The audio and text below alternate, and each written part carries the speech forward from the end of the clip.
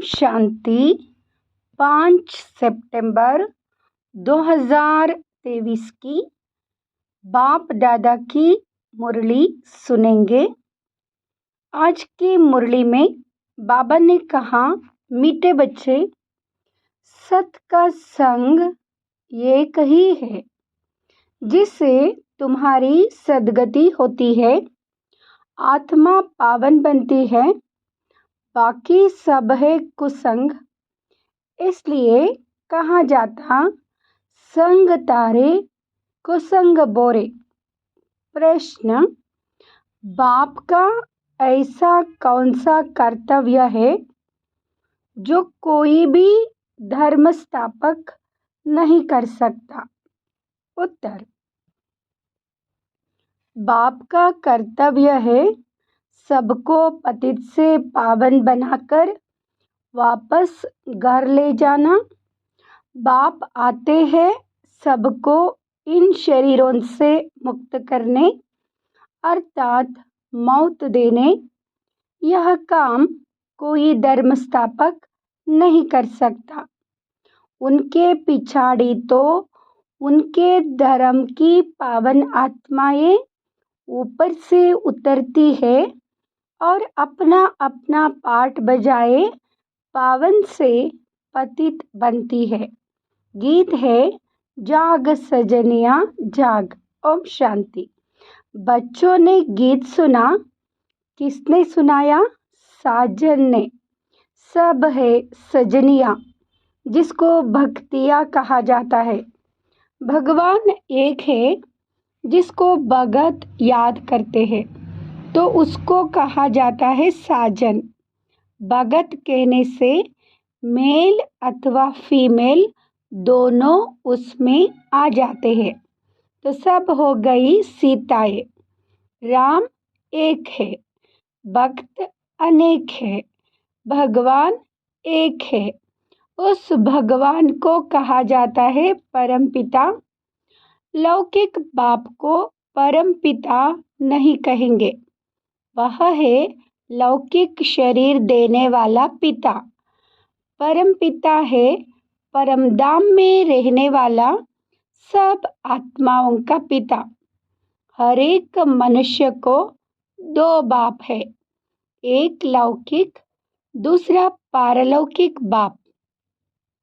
लौकिक बाप का जन्म बाय जन्म वर्षा अलग होता है।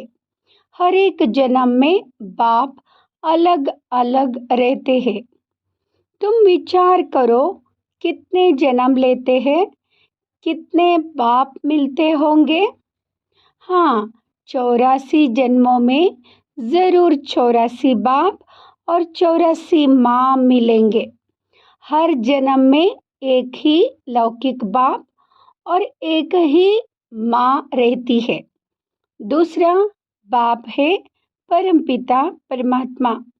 परंतु सतयुग त्रेता में कभी ओ गॉड फादर कह याद नहीं करते।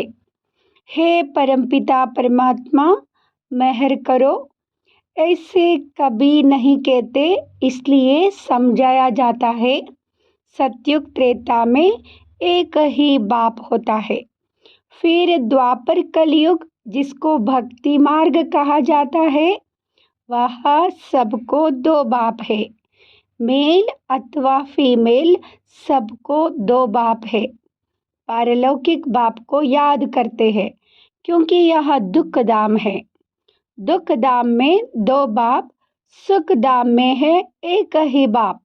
यहाँ तो एक लौकिक बाप है, दूसरा फिर सबके दुख निवारण करने वाला बाप है, जिसको सभी याद करते हैं कि इस दुख से छुड़ावो, रहम करो। आधा कल्प है दुख धाम, आधा कल्प है सुख धाम। सतयुग है नया युग, कलयुग है पुराना युग। बाप कहते, अब हम सतयुग नई दुनिया की स्थापना कर रहे हैं। कलयुग पुराने युग का विनाश होना है। कलयुग के बाद फिर सतयुग आना है। कलयुग के अंत, सतयुग के आदि को कल्प का संगम कहा जाता है। यह है कल्याणकारी युग, क्योंकि पतित से पावन बनना होता है। कलयुग में है पतित मनुष्य, सतयुग में है पावन देवताएं। बाप समझाते हैं कि यह आसुरी रावण संप्रदाय है। हर एक के अंदर 5 विकारों की प्रवेशता है। उसको कहेंगे Ravan omnipresent, God omnipresent नहीं। 5 विकार प्रवेश है, इसलिए इनको पतित दुनिया कहा जाता है। सतयुग त्रेता को पावन दुनिया शिवालय कहा जाता है। कलयुग है वेश्यालय। तो शिव परमपिता परमात्मा आकर नवयुग की स्थापना करते हैं। बाप समझाते हैं, अब जागो। युग अथवा सुखधाम का समय अब आया है। लक्ष्मी नारायण का राज्य आ रहा है। यह है ही राजयोग। यह कोई कामन सत्संग नहीं है। एक होता है सत्संग, दूसरा होता है झूठा संग, कुसंग। सत का संग तारे, कुसंग बोरे। सत तो एक ही बाप है। उनको कहते हैं पतित पावन आओ।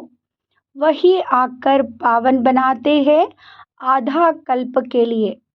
फिर माया रावण आकर आधा कल्प पतित बनाती है। ऐसे नहीं, बाप ही पतित बनाते हैं। अभी है ही रावण राज्य। जब तक सत बाप न आए तब तक सत्संग नहीं। सब है झूठ संग अथवा कुसंग। तुम हो सीताएं, तुम भक्ति करती हो, समझती हो भक्ति का फल भगवान आकर देंगे। तो ज़रूर जब भक्ति का समय समाप्त होना होगा तब तो आएंगे ना। आधा कल्प है ज्ञान की प्रारब्ध और आधा कल्प है भक्ति की प्रारब्ध। अभी तुम पुरुषार्थ कर रहे हो भगवान की श्रीमत पर। भगवान एक होता है, वह है निराकार परमपिता परमात्मा, आत्माओं का बाप। वहाँ आते ही है संगम पर।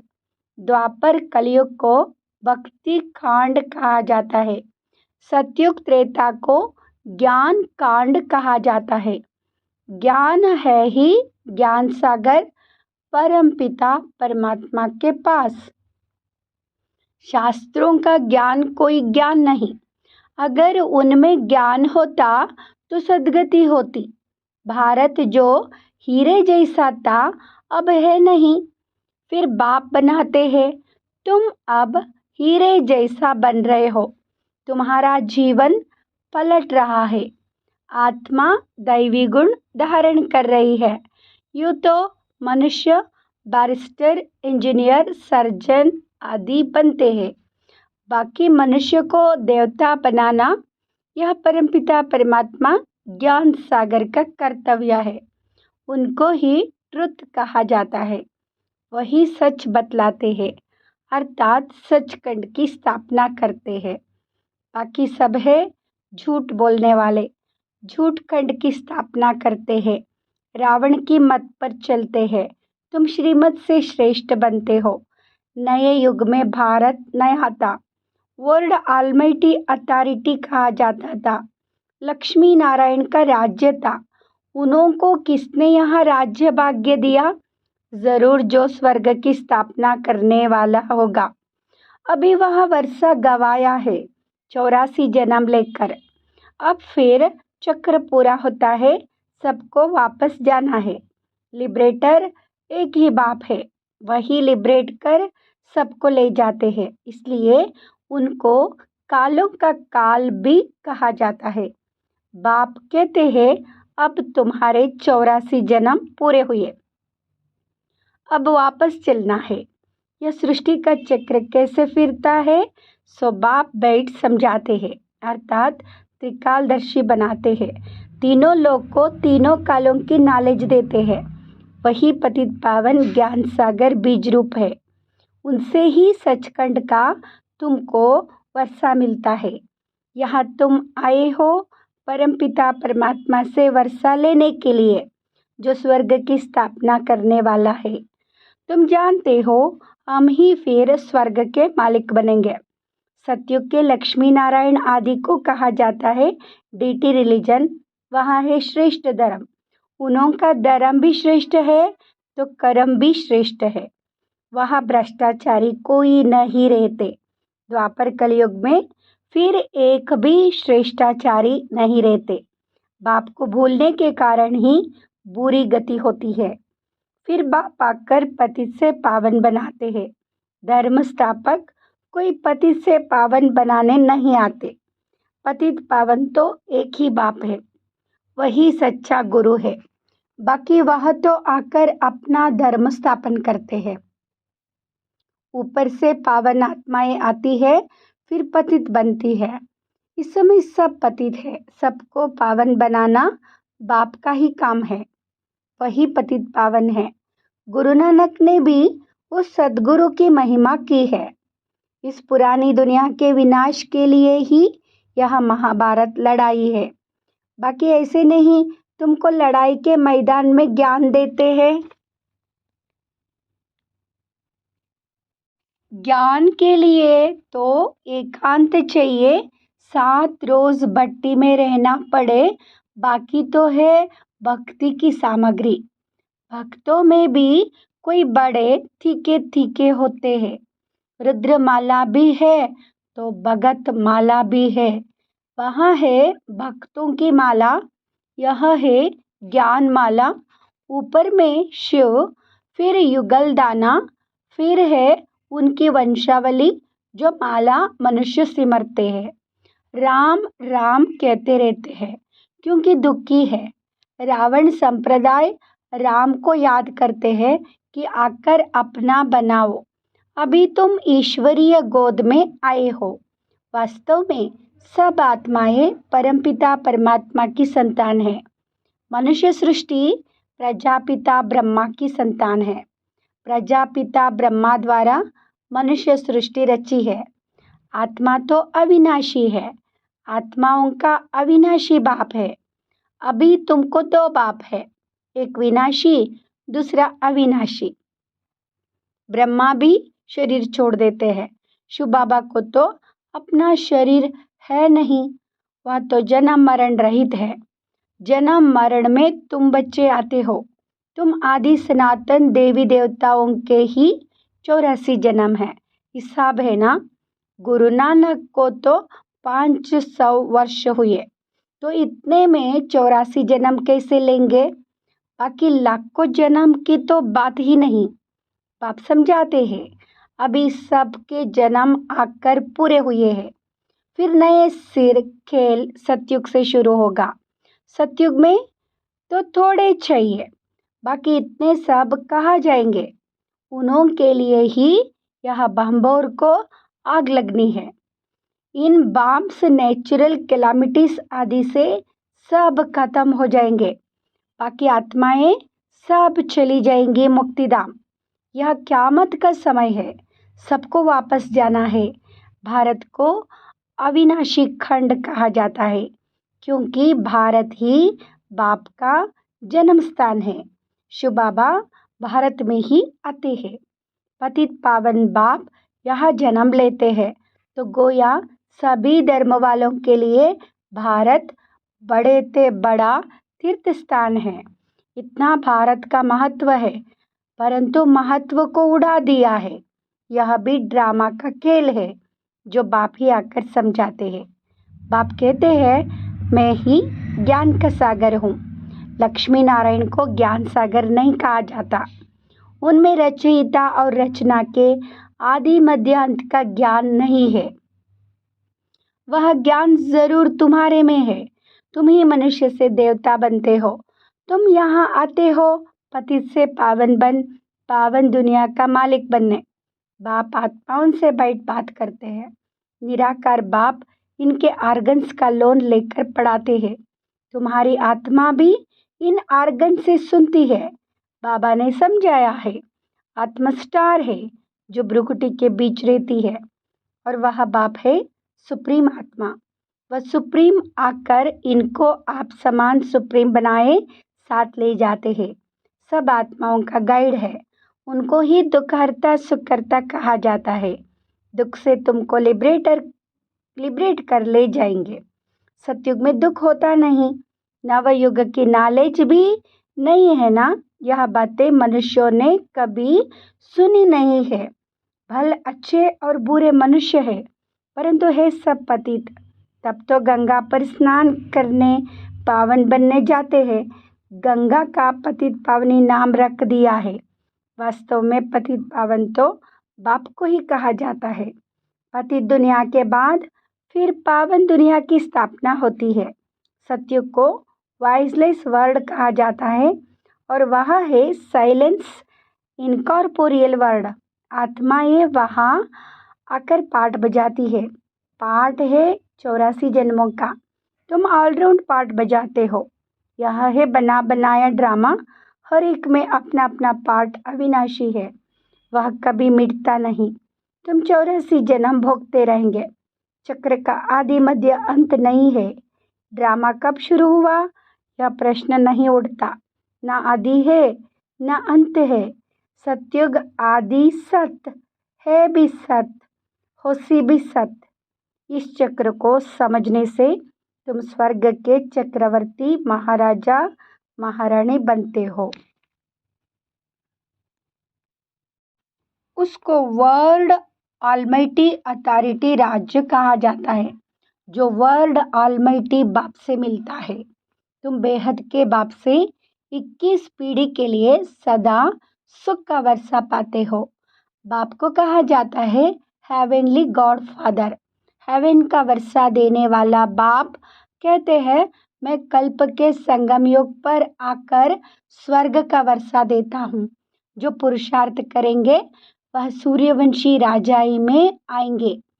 यह कोई कॉमन सत्संग नहीं, यह है गॉडली यूनिवर्सिटी। भगवान उवाच है ना, भगवान पढ़ाकर मनुष्यों को देवता बनाते हैं। ऐसा कोई सत्संग नहीं होगा जिसमें कहे कि हम मनुष्य से देवता बनेंगे। अभी तुम बच्चे नई दुनिया में देवी देवता पद पाने के लिए पुरुषार्थ कर रहे हो। समझाना चाहिए 2 बाप होते हैं, एक बेहद का बाप, एक हद का। हम बेहद के बाप से वर्षा ले रहे हैं। तुमको भी राय देते हैं वर्षा लो। श्रेष्ठ ते श्रेष्ठ परमपिता परमात्मा की मत पर चलने से तुम स्वर्ग का मालिक बनेंगे। सच्चा है ही एक बाप। वहाँ आकर पढ़ाते हैं। इनके ऑर्गन्स द्वारा कहते हैं ब्रह्मा तन से ब्रह्मा मुख वंशावली को वर्षा देता हूँ। ब्रह्मा द्वारा तुमको दादे का वर्षा मिलता है। दादे के वर्षे पर सभी आत्माओं का हक है। लौकिक संबंध में सिर्फ मेल को वर्षा मिलता है। तुम तो आत्माएं हो, सब ब्रदर्स तेरे। सबको शुबाबा से वर्षा मिलता है। तुमको दादे से वर्षा मिल रहा है। बाप कहते हैं हम तुमको मंदिर लायक बनाते हैं। मनुष्यों में देखो क्रोध कितना है, 1-2 का विनाश कर देते हैं। यहाँ है वैश्यालय, शिवालय था, सो फिर अब बनना है। परमपिता परमात्मा शिव आकर शिवालय बनाते हैं। वेश्याल से लिबरेट कर फिर गाइड बन सबको वापस शिवालय में ले जाते हैं। सभी अपने पुराने शरीरों से मुक्त हो मेरे साथ चलेंगे। अच्छा मीठे मीठे सिकिलदे बच्चों प्रति माता पिता बाप दादा का याद प्यार और गुड मॉर्निंग। रूहानी बाप की रूहानी बच्चों को नमस्ते। हम रूहानी बच्चों की रूहानी माता पिता बाप दादा को याद प्यार गुड मॉर्निंग और नमस्ते। धारणा के लिए मुख्य सार। फर्स्ट, दैवी गुण धारण कर स्वयं के जीवन को पलटाना है। सचखंड में चलने के लिए सच्चे बाप से सच्चा रहना है। दूसरा, एक सत्य बाप के संग में रहना है। मनुष्य से देवता बनने की पढ़ाई अच्छी तरह पढ़कर बेहद का वर्षा लेना है। वरदान, हर एक के स्वभाव संस्कार को जान टकराने के बजाय सेफ रहने वाले मास्टर नॉलेजफुल भाव। कोई भी बात को छोटा या बड़ा करना यह अपनी बुद्धि पर है।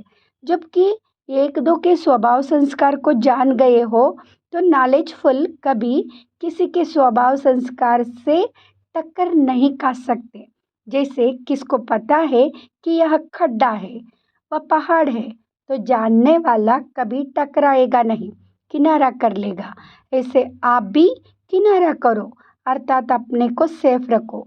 किसी काम से किनारा नहीं करो, लेकिन अपनी सेफ्टी की शक्ति से दूसरे को भी सेफ करना, यही किनारा करना। स्लोगन: उड़ती कला का अनुभव करना है तो सदा भाग्य और भाग्य विधाता की स्मृति में रहो।